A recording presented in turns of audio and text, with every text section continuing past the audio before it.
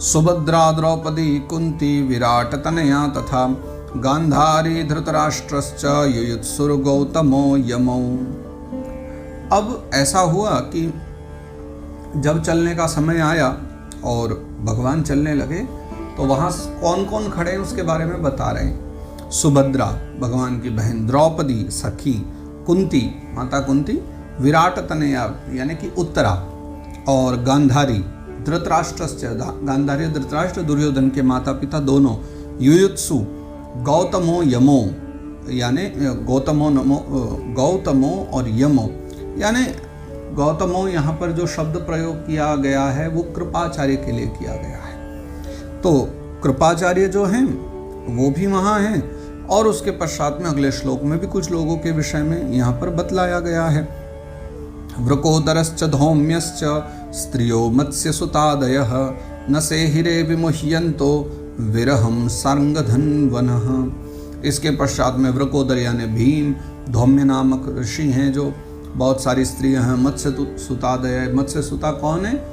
सत्यवती, वो भी वही हैं। तो न से हीरे विमुह्यन्तो, फिर ये सब लोग जो वहाँ खड़े हैं ये कोई भी भगवान कृष्ण का विरह नहीं सह पा रहे हैं। इसलिए क्या हो रहा है कि विरहम शांगधन्वनः, सबके सब भगवान शांगधन्व यानी भगवान कृष्ण सब उनके विरह में बार बार मूर्छित से हो रहे हैं। उनको अच्छा ही नहीं लग रहा है भगवान के जाना, चाहते हैं भगवान यहीं रुक जाएं। सत्संगान मुक्त दुस्संगो हातुम नोत्सहते बुधः कीर्त्यमानम यशो यस्य सकृदा कर्ण्यरोचनम। एक बार सत्संग में पड़ जाने से जो व्यक्ति दुस्संग से मुक्त हो गया है, सत्संगान मुक्त दुस्संगो, जो सत्संग के द्वारा दुस्संग से, गलत संगति से मुक्त हो गया है, और कीर्त्यमानम यशो यस्य सकृदा कर्ण्यरोचनम, जिसने फिर एक बार भगवान के यश का गायन कर लिया या अथवा एक यश का कीर्तन कर लिया, जिसने सुन लिया है भगवान के यश को, तो फिर वो जो है ना वो फिर भगवान से दूरी सह नहीं सकता। फिर एक बार किसी का कथा में मन लग जाए या तो लगेगा ही नहीं, और एक बार लग जाए तो प्रीति इतनी हो जाएगी कि व्यक्ति उनके बिना नहीं रह पाता, उसको वो चीज़ बड़ी प्रिय लगने लगती है। फिर तो उसका प्रयास ही रहता कि जब अवसर मिले तब मैं श्रवण करूं। वो बार बार उसी ओर चलने लग जाता है, बार बार उधर ही जाता है। तस्मिन्यस्तधियः पार्था सहेरन विरहम कथम दर्शन स्पर्श संलाप शयनासन भोजनैः। तो व्यक्ति तो कल्पना भी नहीं कर सकता कि एक बार कथा मिल जाए उसके बाद कभी जीवन में न मिले, उसे तो बार बार वो चाहिए। तो विचारने की बात है कि ये जो अर्जुन आदि हैं, भीम है, नकुल सहदेव हैं, युधिष्ठिर महाराज हैं, ये भगवान का विरह कैसे सह सकते हैं? क्योंकि वो तो दर्शन, स्पर्श, संलाप, शयन, आसन, भोजन ये सब साथ ही करते हैं। नित्य का दर्शन होता है, स्पर्श होता है, निकट बैठते हैं, मिलते हैं, साथ में खेलते हैं, शयन आदि होते हैं, आसन पर बैठना है, भोजन करना है, ये सभी कर्म उनके लगभग साथ ही होते हैं। तो सदा साथ रहने वाले, मिलने जुलने वाले, अब वो सब पांडवजन भगवान का विरह कैसे सह पाते? इसलिए सब विरह में पड़ गए हैं उसी समय। सर्वे ते निमिषैरक्षैस्तमनुद्रुत चेतसः विक्षन्तः स्नेह संबद्धा विचेलुस्तत्र तत्रः। और सबकी जो आंखें हैं ना वो निर्निमेष हो गई हैं, यानी उनकी पलकें नहीं झुक पा रही हैं। उन्हें आंखों को भय हो गया कि पलक झपकते कहीं कृष्ण न दिखने बंद हो जाएं, चले न जाएं। तो निर्निमिष नेत्रों से जो है, अपलक नेत्रों से सबके सब भगवान को निहार रहे हैं। विक्षितः स्नेह संबद्धा, वो जो प्रेम संबंध है, आत्मीय संबंध है, वो सारे पांडव उसी आत्मीय संबंध से भगवान को देख रहे हैं। और विचेलुस्तत्र तत्रः, और ऐसे मतवाले से हो गए, उन्मत्त की भांति होकर भगवान जा रहे हैं तो सबका मंत्र अभिभूत सा हो रहा है, समझ ही नहीं पा रहे क्या करें। कोई इधर जाता है, कोई उधर जाता है, कोई बैठता है, कोई खड़े होता है, किसी को नहीं समझ में आ पा रहा है कि हम क्या करें और हमें क्या करना चाहिए। सबकी परिस्थिति ऐसी बड़ी अद्भुत सी हो गई है, सबके सब ऐसे विचलित से हो रहे हैं। निरुन्धन्नुद्गलद्वाष्प मौत्कण्ठ्याद्देव की सुते निर्यात्यकारान्नो भद्र मितिष्याद बांधव स्त्रियः। फिर जैसे ही भगवान ने चलना आरंभ किया रथ में बैठ करके, तो भगवान के बंधु बांधव जो भी हैं, हस्तिनापुर के पांडवों के बंधु बांधव, उनकी जो स्त्रियां हैं, वो क्या हुआ कि भगवान देव की सुत कन्हैया को देख करके, उनको जाते देखकर उनकी आंखों से अश्रु आने लगे, आंखों में अश्रु भर आए, आंखें गीली हो गई। लेकिन निर्यात्यकारान्नो भद्र इति स्यात् बांधव स्त्रियः, लेकिन कहीं ऐसा ना हो, उन्होंने सोचा कि हमारे आंसू टपकने से कहीं अपशकुन न हो जाए, जाते समय हमें रोना ठीक नहीं है। इसलिए उन सब ने जो है अपनी बड़ी कठिनता के साथ, लेकिन अपने जो बहते हुए आंसू थे उनको रोक लिया और मुस्कुराते हुए ही सब भगवान को विदाई देना चाह रहे हैं। मृदंग शंख भैर्यश्च वीणा पणव गोमुखाः दुंधुरयानक घंटाद्या नेदुर्दुंदुभयस्तथा। और जैसे भगवान का रथ फिर चलने को तैयार हुआ, उसी समय वहाँ विविध प्रकार के बाजे बजने लगे। मृदंग यानी मृदंग बज रही है, शंख भैर्यश्च शंख बज रही है और भेरी बज रही है, वीणा बज रही है, और पणव, पणव कहते हैं ढोल को, तो ढोल बज रहा है। और गोमुखा, गोमुखा कहते हैं नरसिंह को, जो नरसिंह बजाया जाता है ना, तो गोमुखा नरसिंह बज रहा है। धुंधुरी यानी धुंधी, और धुंधुरी जिसे कहते हैं, धुंधुरी एक वाद्य है, वो बज रहा है। घंटा बज रहा है और आनक यानी नगाड़े बज रहे हैं। और ऐसी स्थिति में फिर जो है दुंदुबियाँ भी बजने लगी और इस प्रकार के विविध प्रकार के बाजे बजे, तो भगवान का मानो बहुत भव्य स्वागत होने लगा। जाते समय विदाई हो रही भगवान की।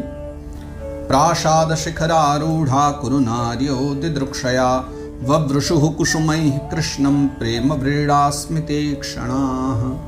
जाते हुए भगवान को देखने के लिए, क्योंकि नीचे तो पुरुषों की भीड़ है, सारे राजकाज के सब जितने भी लोग हैं और राजभवन के जितने लोग हैं, प्रजा जितनी है, वो सब भगवान को देखने के लिए खड़ी हो गई।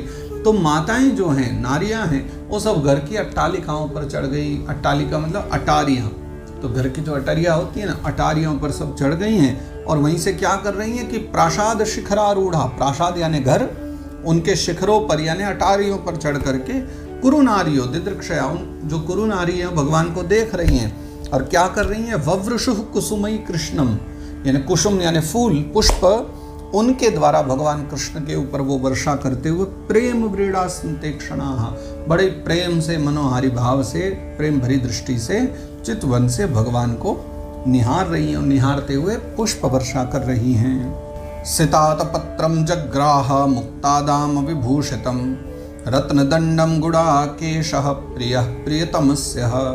और उस समय फिर भगवान के जो परम प्रिय सखा हैं, परम प्रिय भक्त हैं, वो अर्जुन, कैसे, जो घुंघराले बालों वाले हैं, तो सितात पत्रम जग्राह, उसी समय उन्होंने भगवान का जो छत्र है वो अपने हाथ में ले लिया, जो एकदम श्वेत है ना, श्वेत वर्ण का वो छत्र ले लिया है। और ऐसा कि मुक्तादाम विभूषितम, उसकी जो लड़ियां हैं ना वो मोती की बनी हुई हैं। रत्न दंडम, जिसका जो दंड है उस छत्र का, वो रत्नों का बना हुआ है। गुड़ाकेश यानी भगवान कृष्ण कन्हैया फिर उनके पास वो छत्र लगा करके अर्जुन जो है वहीं बैठ गए हैं रथ पर भगवान के साथ। उद्धवः सात्यकिश्चैव व्यजने परमाद्भुते विकीर्यमाणः कुसुमैरेजे मधुपति पथि। उद्धव और जो सात्यकी हैं वो दोनों बैठ करके व्यजन परमाद्भुते, यानी भगवान के ऊपर जो है ना व्यजन यानी पंखा, किससे, चमर होती है ना, चमर के द्वारा भगवान को चमर डुला रहे हैं। और विकीर्यमाण कुसुमई रेजे मधुपति पति, पूरे सब लोगों ने भगवान के ऊपर जब प्रजा ने पुष्प वर्षा करी तो देखते ही छवि बनती थी कि परमाद्भुत, क्या अद्भुत छवि बन रही थी। और भगवान मधुपति को, नारायण को जब देख रहे थे ना उस मार्ग में चलते हुए रथ पर बैठे, वो अद्भुत छवि का दर्शन सभी लोगों ने किया। अश्रूयन्तास्यश्रुत्यास्तत्र तत्र द्विचेरिताः नानुरूपानुरूपाश्च निर्गुणस्य गुणात्मनः। मार्ग में चलते हुए कुछ आवाजें भी सुनाई दे रही थी, किनकी, ब्राह्मणों की, द्विजेरिताः। कुछ ब्राह्मण लोग जो है क्या कर रहे थे कि भगवान को आशीर्वाद दे रहे थे चलते हुए। तो नानुरूपानुरूपाश्च निर्गुणस्य गुणात्मनः, कि भैया वो जो आवाज आ रही थी ना वो भगवान के विग्रह रूप में तो ठीक है, भगवान के सगुण साकार रूप के लिए तो बहुत अनुकूल थी, लेकिन भगवान का जो निर्गुण निराकार रूप है उसके लिए वो बातें बिल्कुल भी अनुकूल नहीं थी। क्योंकि उनको भला क्या आशीर्वाद की आवश्यकता और उस स्वरूप को क्या आशीर्वाद दिया जाए। लेकिन कृष्ण कन्हैया के रूप में, द्वारिकानाथ के रूप में ब्राह्मण आशीर्वाद दे रहे हैं, आपकी कीर्ति चारों ओर हो, आपकी सदा जय जयकार हो, आप सदा द्वारिका के राजा के रूप में पूजित हों। तो इस प्रकार के सब आशीर्वाद दे रहे थे।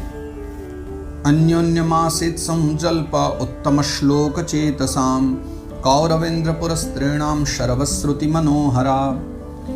कौरवेन्द्र पुरस्त्रीणाम यानी कौरव कुरुवंश की जो नारियां हैं जो वहाँ विराजमान है हस्तिनापुर में, उनका जो मन है वो उत्तम श्लोक चेतसाम, उनका जो चित्त है उस चित्त में उत्तम श्लोक भगवान नारायण रहने लग गए।